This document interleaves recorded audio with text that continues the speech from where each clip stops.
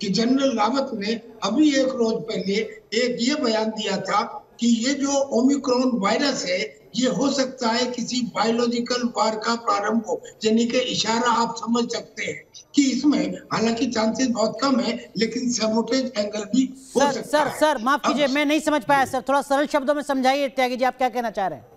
Sir अभी एक रोज पहले ही जनरल रावत ने ये कहा था कि ये जो ओमिक्रॉन वायरस है कोरोना का, इसके जो म्यूटेशंस हो रहे हैं ये हो सकता है कि ये बायोलॉजिकल वारफेयर का प्रारंभ हो। हम सब देशों को इसके खिलाफ एक साथ आ जाना चाहिए।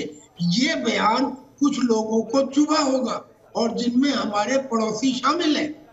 तो और लेकिन मैं ये नहीं कह रहा हूँ, क्योंकि ये कल्पना है, कल्पना किधर भी जा सकती है, बहरहाल कुछ एक कनेक्शन है। लेकिन आप ये कह रहे हैं कि कुछ साजिश भी हो सकती है, इससे इनकार नहीं किया जा सकता। जी साजिश भी हो सकती है, इससे इनकार नहीं किया जा सकता।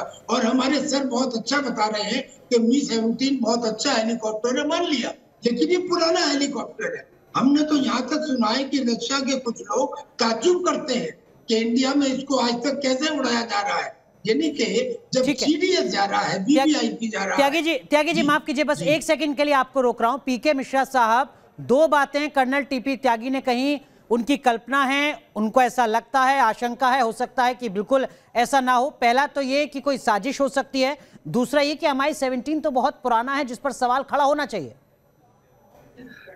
दोनों का मैं उनको बताऊंगा। हाँ, ऐसा इंसिडेंट 3-4 कंट्री में हो चुका है जहां पर लीडर्स का प्लेन को गिरा दिया गया है।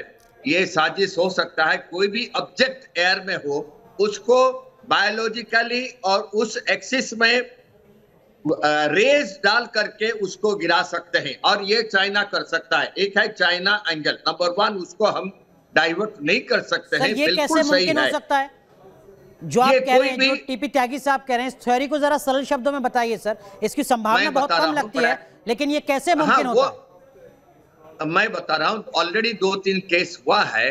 नंबर 1, एक तो इंडिविजुअल के ब्रेन के ऊपर वहां पर रेज डाला जाता है, सो दैट उनका जो बात करने का ढंग वह बिगड़ जाता है, और ऐसा लीडर्स के ऊपर रे डाला जाता है। दूसरा जो है ऑब्जेक्ट, एयर में जो ऑब्जेक्ट है उसके ऊपर भी एक टिपिकल टाइप का रे डाला जाता है, जहां पर जो VVIP एयरक्राफ्ट है उसको नीचे गिरा सकते हैं।